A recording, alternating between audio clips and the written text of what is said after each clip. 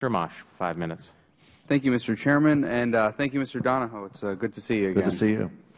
I have a few questions. When was the last year the Postal Service had a profit?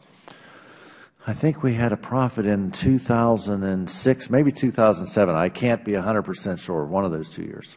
Okay, thanks. How much money did the Postal Service lose in the first quarter of 2012? With our requirement to pre-fund about $3.3 billion. And how much do you expect to lose for the entire fiscal year? Depending on how we finish the year, probably in the vicinity of about $14 billion. We're a little ahead of our revenues right now, and people have done a great job holding costs. The pre-funding for this year accounts for both this year and last, so that's $11 billion of those dollars. Now, last year, Congress acted at the last second to give you some temporary relief from the pre-funding.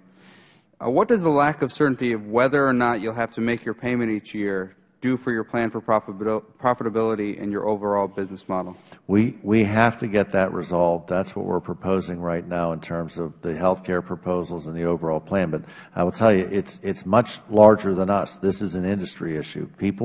To give you an example, if you're worried about the Postal Service being able to deliver your bills and statements, and you're worried about your cash flow as a large company, you're going to start thinking about alternatives. The faster we get this resolved, the faster people don't have to worry about alternatives to the mail.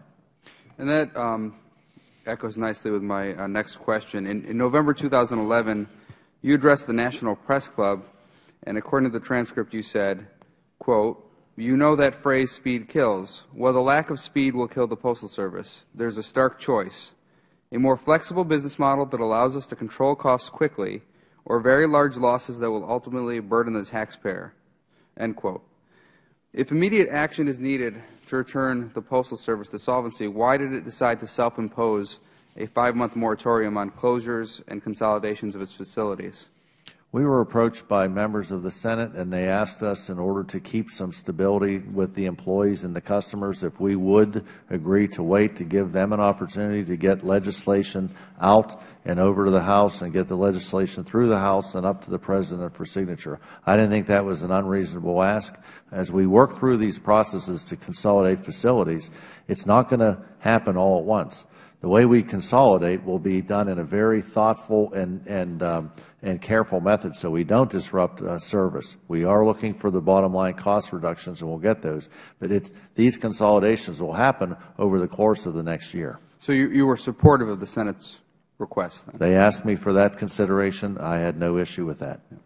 Chairman Ross and Chairman Issa wrote a comprehensive postal reform bill last year that was passed by the subcommittee and the full Oversight Committee. It is full of cost-saving measures that will revitalize the Postal Service. What parts of H.R. 2309 does the Postal Service support? We support the FERS refund. We support the ability to move and consolidate the network. We support the ability to move to consolidate from 6-day to 5-day delivery. Practically everything in the bill we are in support. In your written testimony, you mentioned establishing a Postal Service-sponsored health care program represents the largest part of the plan for profitability savings, accounting for over $7 billion of annual savings. Does the Postal Service have the resources to maintain its own health care plan?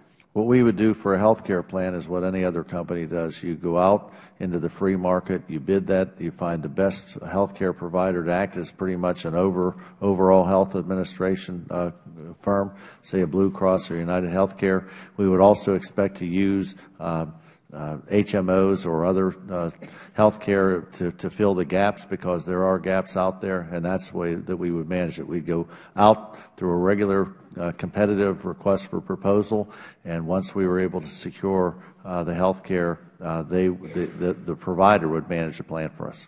And how long do you think it would take to implement such a plan? We have had some discussions with healthcare companies to understand that, to actually test out our ideas and see if they are sound. We would have to go through a request for information on RFI to get more and then go out with an actual bid. We think that we would be able to have a healthcare plan ready by 2014. All right. Thank you, Mr. Donahoe.